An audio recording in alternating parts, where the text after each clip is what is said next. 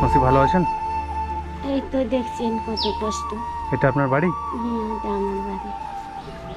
বৃষ্টি পড়ছিল তো ওই জন্য তিরপালটা চেপে রাখলাম, কিন্তু রান্না বান্না করে খাইতে হবে। আচ্ছা আচ্ছা, এই ত্রিপলটা টাঙিয়েছেন কবে? আজকে? 2-4 দিন হলো চাপা। ওই যে জল আসছে, খেতে পারছি না, খাটা সেরকম রান্না বান্না করতে পারি না। ও, এই ছোট্ট ঘরটাতে রান্না করেন নাকি? ছোট্ট ঘরতে রান্না করি। তারা খুব গরিব মানুষ, কিছুদিন আগে বাড়ি পড়ে গেছিল, বিডিও অফিসে তিরপালের জন্য অ্যাপ্লিকেশন করেছে, তাও তিরপাল দেয়নি। কেউ হ্যাঁ হ্যাঁ, কবে?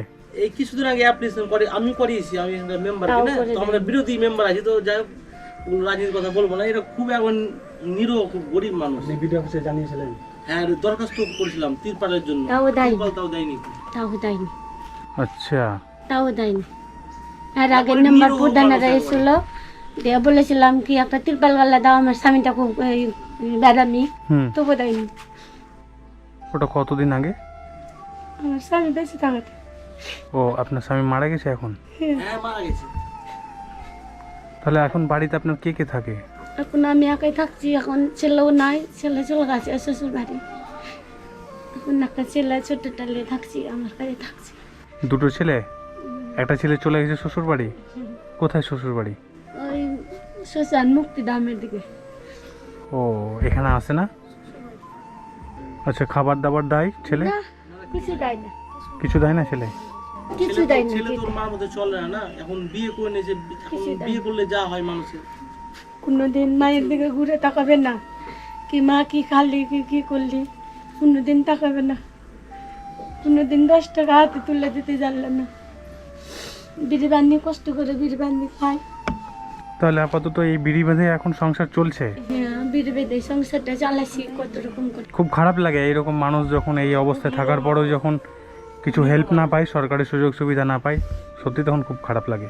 কত পায়ে পড়েছিলাম, একটা দিয়ে আমার স্বামীটা পড়েছে, একটা মশারি দিয়ে তোর করছি, তবুও দিল না, থেকেও দিল না আমাকে। আমার করতে ফের ভালো লোককে এই র্যাক দিল, তিরপাল দিল, মশারি দিল।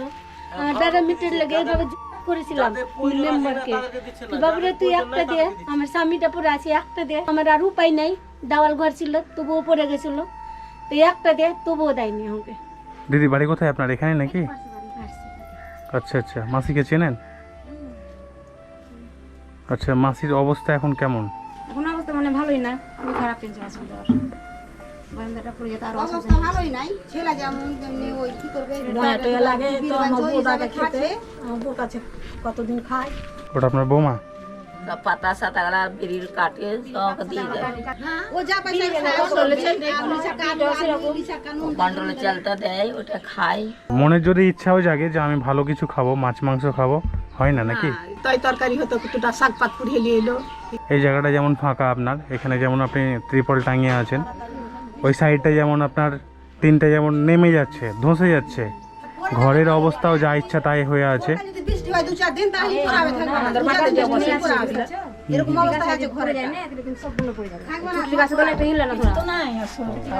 শোয়া আছে ঘরটা, কি অবস্থায় আছে দেখেন। 5-6 দিন মানে আচ্ছা আচ্ছা, আপনি এই খুঁটিটা আমি নিজে করেছি, টালের উপরে রেখেছেন, এইভাবে রাখলে তো আপনার রিস্ক হয়ে যাবে।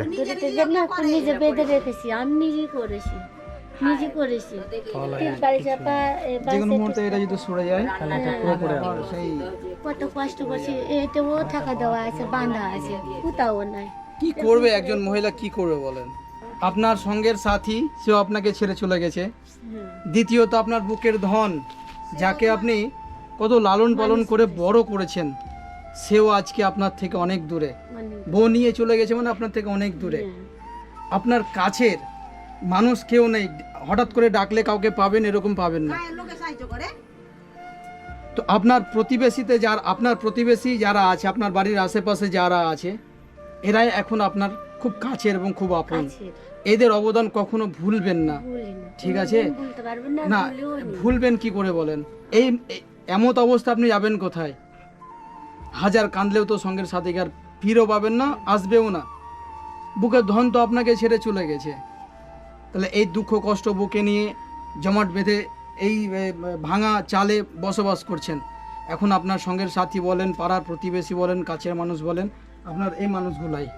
আপনার ছেলে মায়ের মূল্য বুঝে না। মায়ের মূল্য যদি বুঝতো তো মায়ের কাছে সব সময় পড়ে থাকতো। সব থেকে কাছের যদি কেউ হয় সেটা হয় ছেলে মেয়ে, এরাই সব থেকে কাছের হয়। 700 টাকা দিয়ে গেছিল, দিয়ে আমি একটা গ্যাস দিলে রান্না করে খাচ্ছি। এই নেন, এখানে 1000 টাকা আছে, এটা দিয়ে আপনি শাক সবজি কিনে খাবেন।